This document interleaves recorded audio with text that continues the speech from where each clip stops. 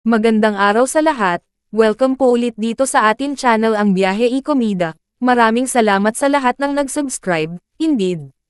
Punta tayo sa atin topic, April 20, 2025. Jackie Forster, may cryptic post ukol sa manipulation.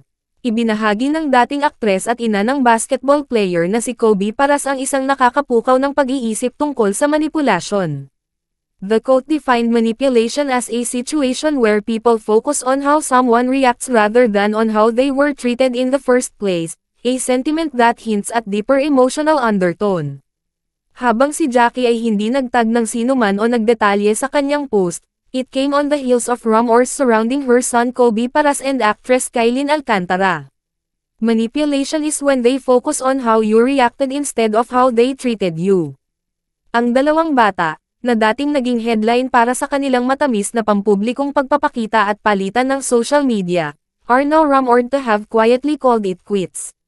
Unang nagbunsod sina Kobe at Kylin ng mga alingaw-ngaw sa pakikipag-date noong unang bahagi ng 2023 at kalaunan ay kinumpirma ang kanilang relasyon sa pamamagitan ng mga mapagmahal na post at sightings.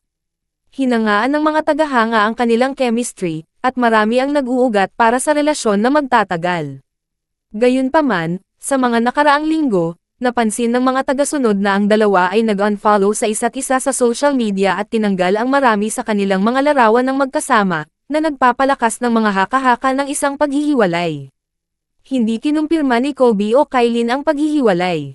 Naniniwala ang ilang netizens na ang kanyang mensahe ay maaaring hindi direktang pumapatungkol sa mga tsismis.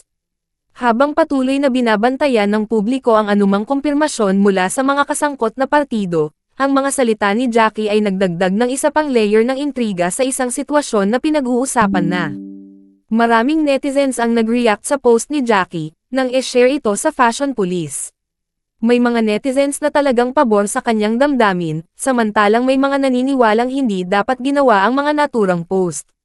Bisitahin ang Instagram ni @Jackie_Forster at i-follow ito.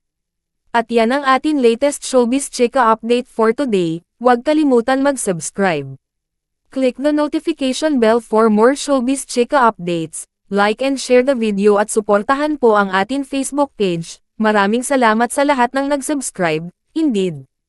Magandang buhay sa lahat, adios.